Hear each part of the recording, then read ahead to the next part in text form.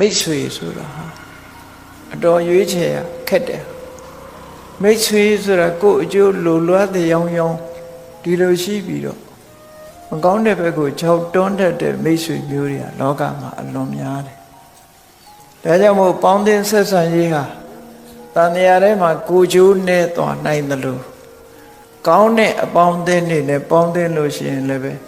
တန်မြာဝဆင်းကလွတ်ပြီးတော့နိဗ္ဗာန်ရောက်သွားနိုင်တဲ့အကျိုးတရားတွေကိုရအဲ့တော့ဘဝမှာအပေါင်းအသင်းကြောင့်လည်းပျက်စီးနိုင်တယ်အပေါင်းအသင်းကြောင့်လည်းပဲကောင်းကျိုးချမ်းသာတွေရနိုင်တယ်ဒါကြောင့်မို့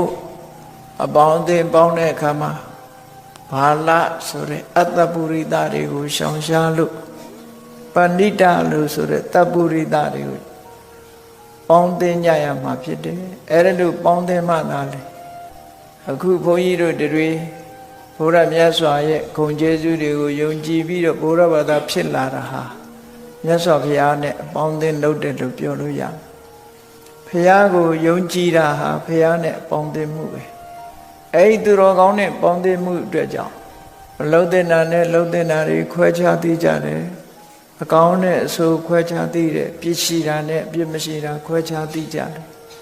အဲ့ဒီလိုခွဲခြားသိကြသည့်အတွက်ကြောင့်ဒီအသိဉာဏ်ရရှိလာသည့်အတွက်ကြောင့်မလုံတဲ့နာကိုရှောင်ခြင်းလုံတဲ့နာကိုလှုပ်ခြင်းအပြည့်ရှိတာကိုရှောင်ခြင်းအပြည့်ကင်းတာကိုလှုပ်ခြင်းဆိုတဲ့ကောင်းကျိုးချမ်းသာကိုရစေတတ်တဲ့လမ်းကြောင်းမှုမှန်ကိုရောက်ရှိသွားပြီနောက်ဆုံးနိဗ္ဗာန်ချမ်းသာကနိဗ္ဗာန်ချမ်းသာကိုရရှိနိုင်တဲ့အဆင့်ထိအောင်သူတော်ကောင်းတရားတွေကိုကျင့်ကြံကြိုးကိုပွားများအားထုတ်နိုင်တဲ့အနေအထားမျိုးဟာမြတ်စွာဘုရားဆိုတဲ့တကယ်သူတော်ကောင်းကြီးနဲ့ပေါင်းသင်းဆက်ဆံလဲရသည့်အတွက်ကြောင့်နိဗ္ဗာန်လမ်းကြောင်းကြီးဟာပွင့်သွားတယ်အပယ်လမ်းကြောင်းကြီးဟာပိတ်သွားတယ်ဒါဟာပေါင်းသင်းဆက်ဆံရေးရဲ့ကြီးမားသောအကျိုးပြုမှုပဲဖြစ်တယ်